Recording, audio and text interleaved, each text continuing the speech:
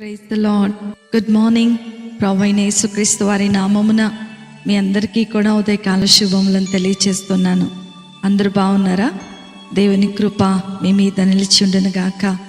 నా ప్రియమైన దేవుని బిడ్డలారా, యేసుతో అనుదిన ఆత్మీయ ప్రయాణం నాతో పాటు కొనసాగిస్తున్నటువంటి నా ఆత్మీయమైన సహోదరి సహోదరులందరికీ కూడా ప్రభు పేరట శుభములను తెలియచేస్తూ ఉన్నాను. ఈ ఉదయకాల సమయము దేవుని మాటలో మనలను ఆదరిస్తుండగా దేవుని స్తోత్రాలు చెల్లిద్దాం, దేవుణ్ణి స్తుతిద్దాం. హల్లెలూయా. నేటి దినవాక్యము యెషయా గ్రంథము 7వ అధ్యాయము 23వ వచనము. మీకు క్షేమము కలుగునట్లు నేను మీకు ఆజ్ఞాపించుచున్న మార్గమంతటి యందు మీరు నడుచుకొనుడి. హల్లెలూయా. నా ప్రియమైనటువంటి దేవుని బిడ్డలారా, క్షేమకరమైనటువంటి జీవితము కోరుకొని వారు ఎవ్వరూ ఉండరు. ఈ లోకములో మనము జీవించినంత కాలము ఎటువంటి ఆపదలు లేకుండా, అనారోగ్యము కానీ అవమానాలు కానీ ఎలాంటి గొడవలు రాకుండా మనము సంతోషముగా క్షేమముగా ఉండాలని కోరుకుంటూనే ఉంటాం. అనుదినము వీటి విషయమై ప్రార్థన చేస్తూనే ఉంటాం. ఈ లోకము మనకు ఎలాంటి క్షేమకరమైనటువంటి భరోసా ఇవ్వదు. నేటి దినములలో మనము గమనించినట్లయితే ఆ మానవుని జీవితములో సంతోషము లేని పరిస్థితులు అనేకములు ఎదురవుతూనే ఉన్నాయి. బయటకు వెళ్ళిన వారు క్షేమముగా ఇంటికి తిరిగి వస్తారన్న నమ్మకము లేదు. ఏ తెగులు మానవుణ్ణి ఆవరిస్తుందో అన్న భయముతోనే మానవులమైన మనము ఎల్లప్పుడూ జీవిస్తూ ఉన్నాం. అయితే నా ప్రియమైనటువంటి దేవుని బిడ్డలారా, ఈ ఉదయకాల సమయములో ప్రభు వాక్యము మనలను బలపరుస్తూ ఉంది. దేవుడు మనకిచ్చినటువంటి శరీరము క్షేమముగా ఉండాలి అనంటే దేవుడు పెట్టినటువంటి నియమ నిబంధనలను మనము పాటించవలసినదే. ఎప్పుడైతే మనము ఆయన నిబంధనలను పాటిస్తూ ఉంటామో మనము క్షేమముగా ఉండగలమని ఈ లేఖన భాగముల ద్వారా దేవుడు మనతో మాట్లాడుతూ ఉన్నారు. ఈ లోకంలో మనము జీవిస్తూ ఉన్నప్పుడు మన శరీరాన్ని నడిపించేటువంటి మన ఆలోచనలు ప్రభు వారి యొక్క నియంత్రణలో ఉండాలని దేవుని యొక్క ఉద్దేశము. దేవుడు మానవులకు కొన్ని ఆజ్ఞలను, విధులను, కట్టడలను లేఖనముల ద్వారా మనకు తెలియచేసి ఉన్నారు.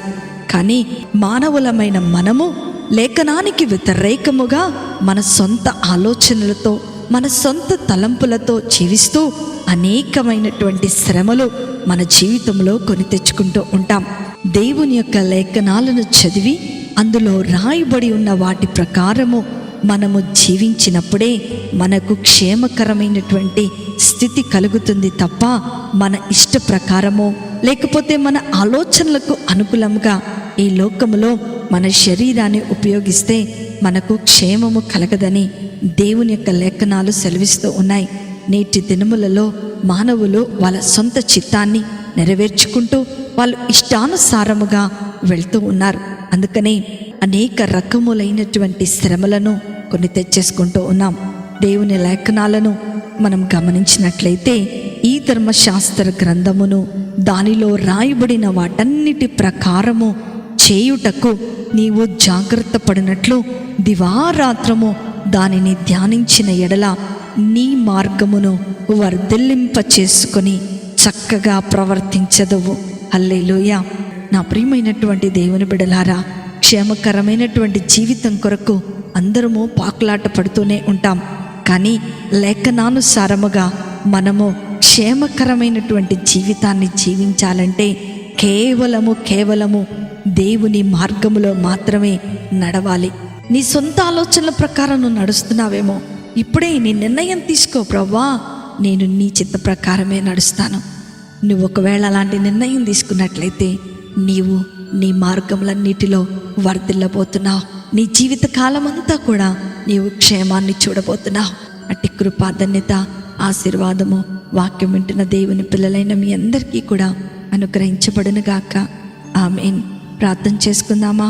మమ్మలను మిక్కిలిగా ప్రేమించిన మా ప్రియ పరలోకపు తండ్రి యేసు స్వామి, ప్రభువా, ఈ లోకములో మేము జీవించినంత కాలము క్షేమముగా జీవించుటకు, నీ ఆజ్ఞలను పాటించుటకు, నీవు చేసిన మార్గములో నడుచుటకు మాకు సహాయము చేయండి.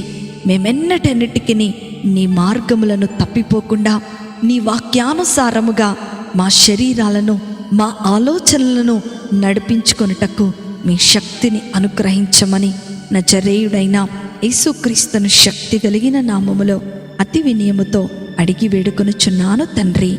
ఆమేన్, ఆమేన్, ఆమేన్. ప్రభు మిమ్ములను మీ కుటుంబాలను దీవించునుగాక. ప్రేమతో మీ సహోదరి శిల్ప జోసెఫ్.